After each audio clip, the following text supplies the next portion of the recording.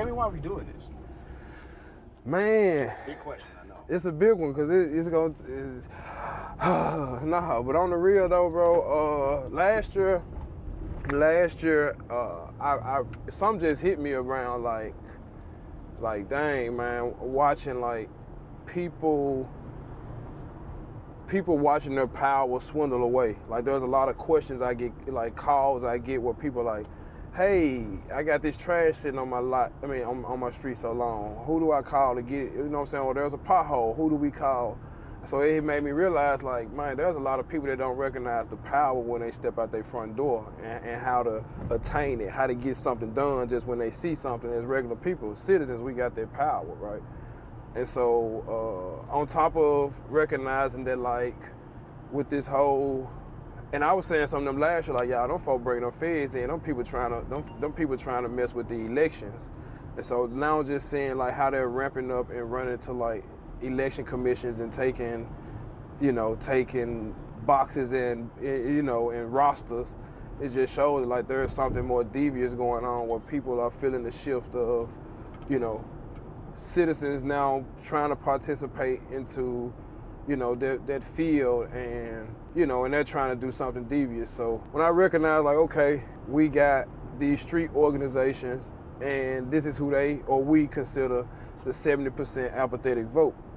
And when I got, just to dig in more into it, I had to, like, take the apathetic part off of it. Because it's like, we ain't apathetic to the situation. We realize that, like, we also being disenfranchised from this playing field.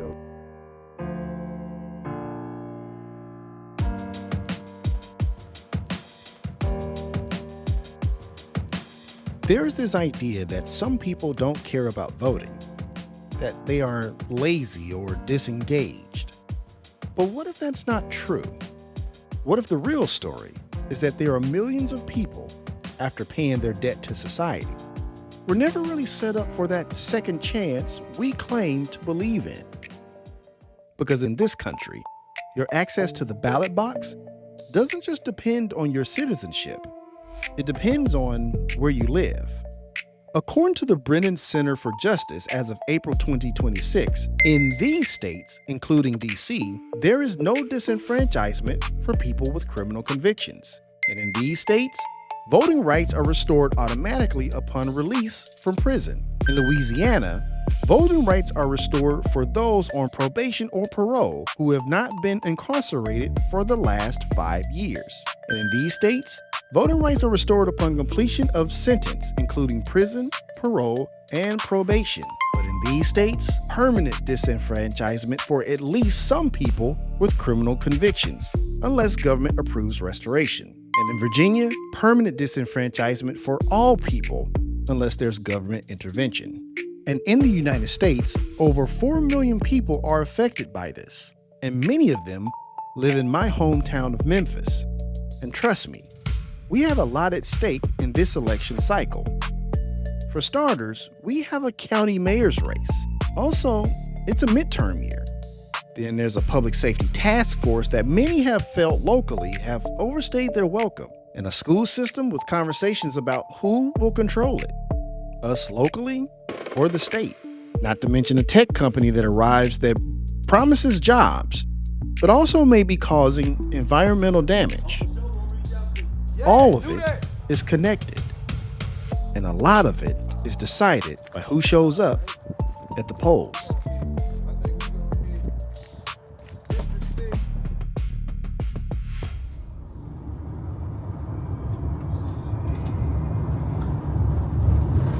What makes this personal for you? So through the struggle, I had kind of fell into the same hole as a lot of other so-called black men in Memphis, man, trying to find a way out, and I found myself,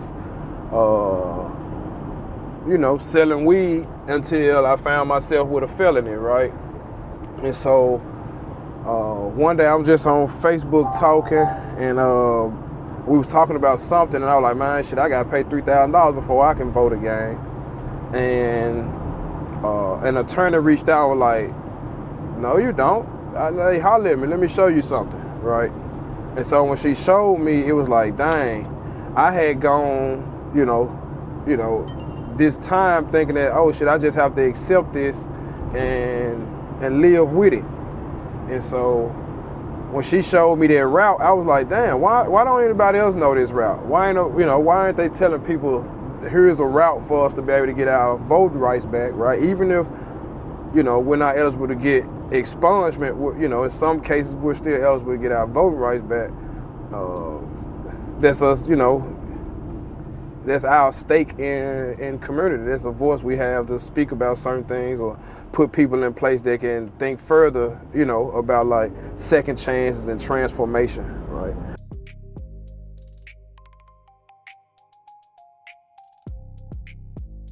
APR house. You want to explain about APRI? Give them the history of APRI. This LJ right here.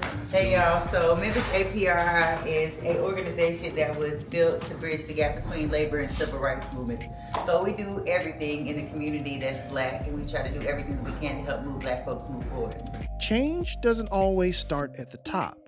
Sometimes it starts with people deciding that a second chance should actually mean something. Across the country, we've seen what happens when communities organize around that idea. And here in Memphis, that work is happening in real time. For people returning home, that path back to the ballot isn't always clear. So Keedran leans on the community, people making calls, sharing information, helping others understand what's possible. Because restoration doesn't just happen on paper. Tonyo, Yes, sir. Come on. Right here. You want to go pick him up from around the corner? His show right here by the Popeyes on Brook. Send me his number. He's right there. And that shift also comes out in the excitement people share. Oh, the man himself is here. What's up, I'm honored, man. Peace, God. What's up, man? You all right? Man, I had to support y'all even with this gout messing with me. Oh, you probably eating that pork. No, I ain't eating that swine. Oh, okay. I put Arnold down a long time ago. He was good, but he wasn't doing me nothing. When I recognized, like, okay, we got these street organizations, and this is who we consider the 70% apathetic vote. And when I got, just to digging more into it, I had to like take the apathetic part off of it, because it's like, we ain't apathetic to the situation. We realize that like we also being disenfranchised from this playing field, right? Like they making it to where like we don't find it amusing. We don't find it like something that we want to participate in, because every politician we ever think of or see, is very rare we find something we all can agree on. Oh yeah, that's a good one, right? And so like the idea notion was like, let's try to change the paradigm and show people like, hey, this is some of your power that we just giving away because we don't like the name of the politician or the idea of a politician. How about we put those in office that we can? And so that's kind of how it sparked, man, to get guys thinking about political agenda where like we all can coalesce around regardless like age, creed, you know what I'm saying, social, economic status, organizational status, like we all can kind of move with. So, and then the bigger part of it is like we building a network. We building a network across the city where like, we can start like creating agendas amongst ourselves and then going after them, regardless if it's so-called black community, the African community, the Hispanics, the Palestinians.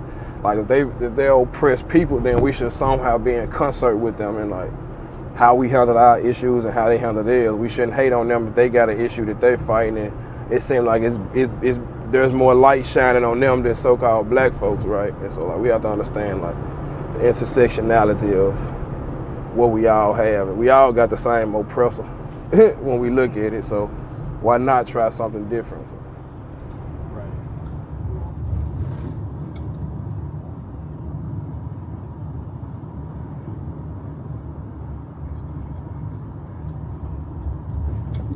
Y'all still out there or y'all left? Oh, yeah. Now we rounding up now. Sweet. Appreciate you, bro. Man, shit, just whatever pieces left, get to the homeless or whoever. It don't matter. Oh yeah, look, we're taking I think these Mexicans scared up here. It's some Mexicans up there? Oh yeah, we full. Our whole little community over here is full of Mexicans. Oh shit, okay. So they ain't been able to go out. Oh no, because you know how they are. Yeah, that's why I was trying to, you know what, I'm glad to know that, cause I can get the Hispanic sister number. We need to get over there and holler at y'all. Yeah, cause I got a meeting tomorrow with a lady who heads up a lot of the Latinos over here. Cause they got a whole community over there, El Marcedito. I don't know if you've ever been to a little big, yeah, they got a whole community going on. Okay, cool beans. Yep, they do. I know what you're talking about now. Okay. So whatever you need, you guys got us. I appreciate it, bro. Heck yeah, most definitely. I think that'll be a good, cause you got the Senegalese community out there too, and I need to get them in the room together because the Senegalese are being like pushed on by ICE also. So I need them talking amongst each other so they can, whatever help and resources and tricks that the Hispanics have, and they also, we need to be trying to get that, expounded over to the Africans also.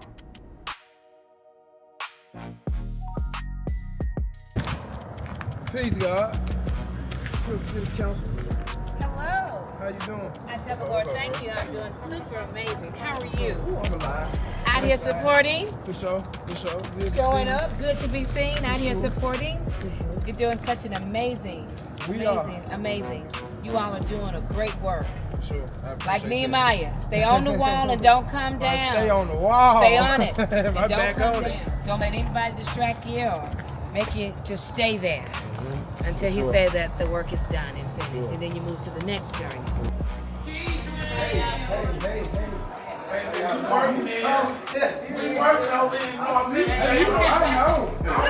In North Memphis, the narrative is shifting. Violent crime has gone down. But even as those numbers change, there are still people in this community who've done their time and still don't know that those voting rights can be restored. Which brings us to Memphis Lift to introduce this lady. This is Sarah Carpenter, the executive director of Memphis Lift. But I'll let her tell you what they do here. Okay, the Memphis Lift is a parent organization. We activate and engage parents on how to navigate the crazy school system. I said it, crazy school system. Listen, if I went on to explain why she says that, I would have to create a whole nother documentary. But to give you an idea of what she's talking about, for starters, there's a conversation right now about the state taking over the school system. Such a failure that at some point, do you need any more information to understand what needs to happen, right? Here's Sarah Carpenter at a press conference standing on business. We done with false promises. We done. And just to add another layer, the previous superintendent, who was in her role for less than a year, is now running for county mayor. I mean, here's a picture there at Memphis Lift with the previous superintendent. And that's why Sarah Carpenter has the position she does. I'm at a point in my life where I'm speaking my truth. I don't care who don't like it. Our school system is jacked up. Keedran, I'm looking to post it. Whatever she said. Whatever. I don't know, but it's whatever she should have said. She weak as water. What did she say? Man, she weak. She's safe. She won't. As the day unfolds, you start to see the intention behind it. This isn't just about voter registration, nor is it just about restoration. Across the city, organizers are showing up, each one focused on something different: education, immigration, crime, or economic opportunity. And Keedran brings it all into one place. Because understanding your vote means understanding what it touches. This isn't just a citywide event. This is an interactive civics lesson. Not one in a classroom, but in real time, where the issues aren't abstract. They're standing right in front of you. And when we step outside, Keedran breaks it down even further, making sure that everyone here doesn't just hear the message, but understands it. That way, what we can do is, even for those who not eligible, what we do is find 5 to 6 people who can vote in your instance. Right. So you find somebody like, hey, this is how I think about this type of thing, right? So now you helping educate others around voting just because I can't vote. Right? I can't do it, so I teach you to. Yeah, or just, hey, vote for me. Right. This one time, you ain't vote for me this time. It's just like, I ain't going to the store to get them cigarettes for me. No, don't vote for me. Go get some cigarettes, go to get some alcohol for you. You can go vote for me. That's true. One of the ways And it's crazy because I know once we start utilizing, they're gonna try to cut it off. But one of the ways we slide through without having to pay like the fees, our felony fees, right, is we claim indigent. It's a process where the government would allow you to surpass not paying your fees so you could go ahead like and get your voting rights. And so, but yeah, just they were talking about putting together an event to help teach folks around just their process. There's just a whole process where we get the lawyer out there to explain, you know, the process, what it looks like, and then just putting a bunch of people in, you know, the whole process. So I got like 3 lawyers who's willing to do it. You know what I'm saying? Three of them who's willing to do it pro bono. It's just a part of their work. You know what I'm saying? So good thing about it, they waived the fee to that like 2 years ago. So there's really like no fee. It's usually like $100 fee. There's no fee for it now. So like all they gotta do is be willing to show up to court and fight for their right to, you know what I'm saying, get their voting rights back.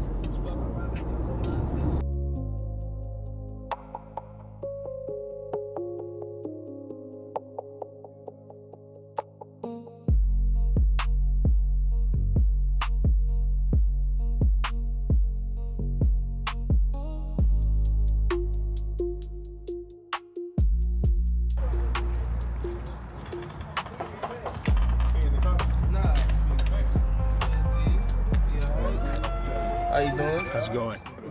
We out here in District 6, man. We at the Golden Institute, and we encouraging y'all to come get registered to vote. It's just the beginning, man. We doing this. It's gonna be ongoing, so this ain't gonna be the last time. And we don't want too much of y'all time, man. Just come dialogue with us for a little bit and get registered to vote. And it's love, you know. Forever staying positive. Community Union 901. It's love. Y'all know how we push it.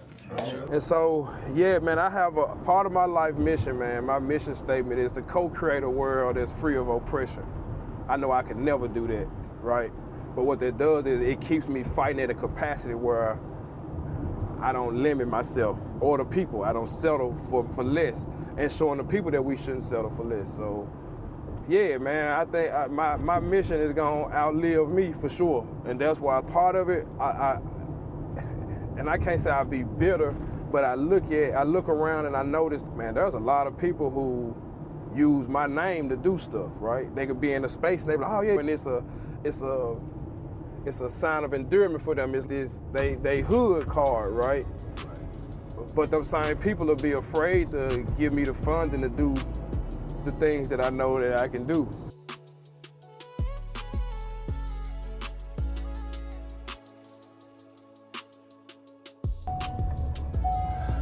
They got some chicken wings there. All the places that they got food, we got chicken. We'll round up it. Try to cruise it.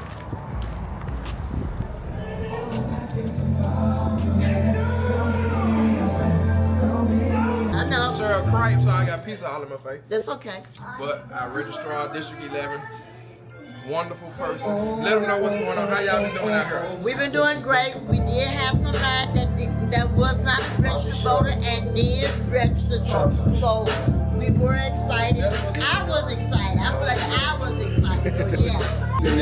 That's what we call intersectionality. Meeting people where they are, right? Right. I may have a keener knowledge about something, but if I recognize that you're 2 steps down, then I need to come down them 2 steps and work that way and be willing to. You're right. You're right. And they get it once you do that. The field organizer out here, District 11.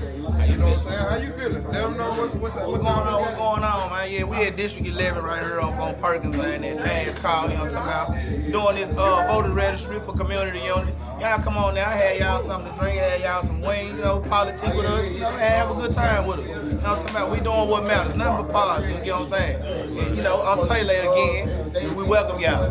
Good, bro. Man, we've been everywhere. All 13. Just about.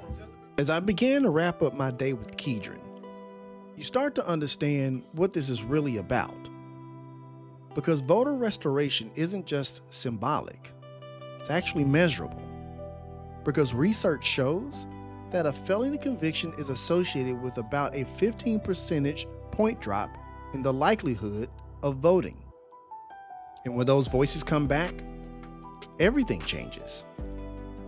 Not just who gets elected, but what gets talked about, what gets prioritized, and who gets seen. This isn't about the past, it's about the future. Simply put, once someone has paid their debt, their voice should count again. Man, honestly, the goal for the day was met when we started. You know, it's for people to stand up places, man, and push folks to come get registered, think about, you know, their restoration rights, thinking about political agenda, how do we move in concert with each other across this city. And so, yeah, the messaging I want to be left is like, man, power concedes to nothing but power. So until, you know, and I know until, I love if we could continue building and curating our power. And that looks, you know, it's not just about the political process, it's about us talking with each other and understanding that like we have some of the same issues, you know, that the next have. So building that network to me is the power. How we swing it and how we utilize it is something else, but building the network is the power.